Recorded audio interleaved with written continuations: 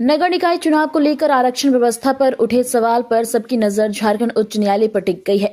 धनबाद के समाज सेवी शांतनु चंद्र द्वारा दायर याचिका पर कल झारखंड हाईकोर्ट में सुनवाई होगी। इस मामले में राज्य सरकार को अपना जवाब दाखिल करना था, लेकिन सरकार की ओर से जवाब नहीं सौंपा जा सका।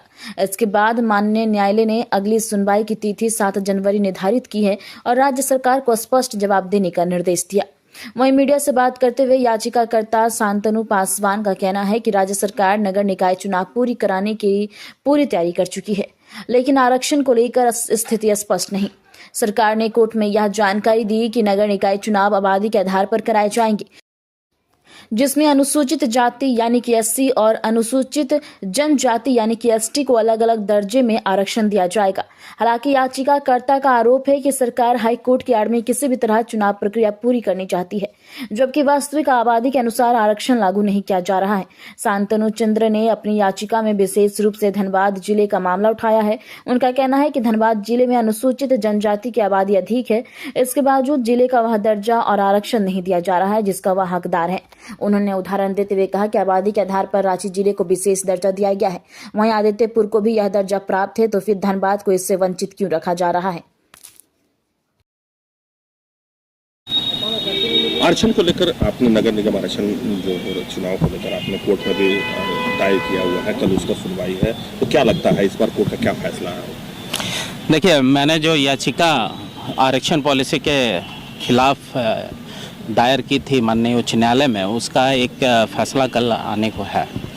तो मुझे लगता है कि सरकार ने पहले जो रोटेशन के सिद्धांत पे हमें अनुसूचित जाति वर्ग को रांची से फेंका, उसके बाद इन्होंने जो पॉलिसी बनाई उसके अनुसार जो धनबाद, जो पूरे राज्य में 10 लाख से ऊपर की आबादी वाला जो महानगर कहलाता है रांची और धनबाद, पहले इन्होंने रांची से हमें फेंका, फिर ये धनबाद से फेंकने की प्रक्रिया में थी। तो गजट को जब अध्ययन करने के बाद मैंने देखा कि इनकी ये साफ मंशा दिख रही है, तो मैंने जो याचिका दायर की थी उसका कल फैसला माननीय उच्च न्यायालय के अधीन है और वो कल आने वाला है। तो मुझे ऐसा लगता है कि हम जिनके शरण में गए हैं, माननीय उच्च न्यायालय के जो शरण में गए हैं, क्योंकि राज्य सरकार जो हमें लगता है कि जिस वर्ग को कॉन्स्टिट्यूशनल राइट और प्रोटेक्शन जिसे देना चाहिए थे उसे ना दे करके है, उसे वंचित रखने के लिए ये तत्पर थी। तो माननीय उच्च न्यायालय से हमें लगता है कि वो हमारा सम्मान करेगी, ऐसा हमें प्रतीत हो रहा है, क्योंकि 2 बार 2 डेटों में देखा गया कि इन्होंने कोई भी अपने तरफ से जो जवाब माननीय उच्च न्यायालय को दाखिल नहीं किया।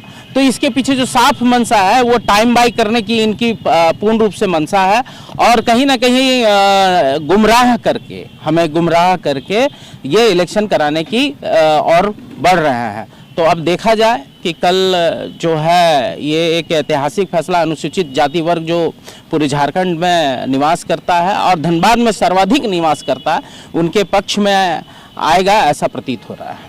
तो आपको क्या लगता है कि आपके पक्ष में ये आएगा इस बार?